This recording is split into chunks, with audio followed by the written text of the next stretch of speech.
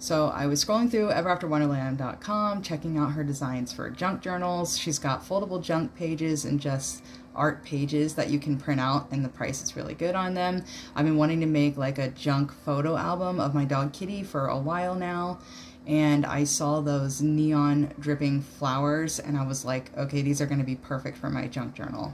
I really was impressed by the art on there, and I was also surprised that this art that's on her site here can also be printed on like tumblers and shirts at biggestlittlegiftshop.com. So I decided on the neon flowers. They're just perfect for what I needed, and I did have to go to a place to get my pictures printed off. So if you want to save money on this project, it's best if you know someone who has a printer. It cost me $11 to get the junk journal pages printed off, and then it cost me $16 to get the pictures printed off. So as I'm getting started, I kind of really see the creative process going. And so for me, the creative process is, this is awesome. And then this is tricky. Oh, this is not good. Oh, I'm not good. Oh, this is awesome. So that was my creative process, and it's okay if you go through it too. You're gonna have ups and downs while you're working on this project, because I feel like anything is like that. So to start this off, the only thing I would do differently is that I would have treated how it was supposed to be, which they are foldable junk pages. So I would have just folded them and glued them together, because then I wouldn't have had to do the deckled edges on the part that's going to be in the spine of the binding of the book. Go ahead and just treat it like how it's supposed to be treated. Either way though, this still worked out and turned out beautiful. So for me, giving it deckled edges, I thought would just give it like an older, more like one-of-a-kind type of look.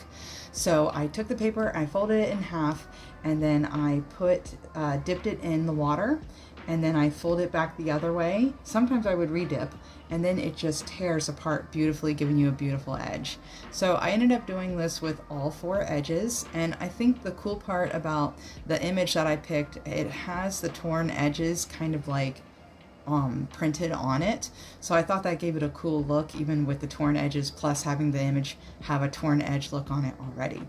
So I dipped it in and then tear carefully along there. There was a couple times where it was like whoop, and it tore a little bit more than what I was wanted, and then I got worried and I was like, uh-oh, I don't know, that's not gonna look very good. But then I was like, you know what, if you have torn edges on anything older, they are missing little chunks out of it. So when I had lined it up with the other paper, when I glued it, I just tore the other paper and made it match, and it ended up looking beautiful. Once those were all dry, I just used my dollar store glue stick and just glued all along the edges. I do recommend keeping a wet towel and a dry towel next to you. That way, at first it was a little messy because I got a little bit on my little workstation there, but just glued it together with regular glue stick, and it worked out really well. After that, I just put the papers down and I put a paper towel over them, and then I laid a bunch of heavy books on them to kind of keep them flat, and then let them dry for a couple hours. After that, I took a piece of paper and I lined up these holes for my binding. And so I used a thumbtack and I just pushed them through. I did do a couple papers at a time. That ended up working out fine. So I would wiggle the thumbtack through, and then I use like a nail tool, and to make it a little bit bigger you can use like a screwdriver or a pen or pencil. This I just had laying around, so I also put a piece of cardboard underneath it, that way it wouldn't damage anything, and I could just put it through.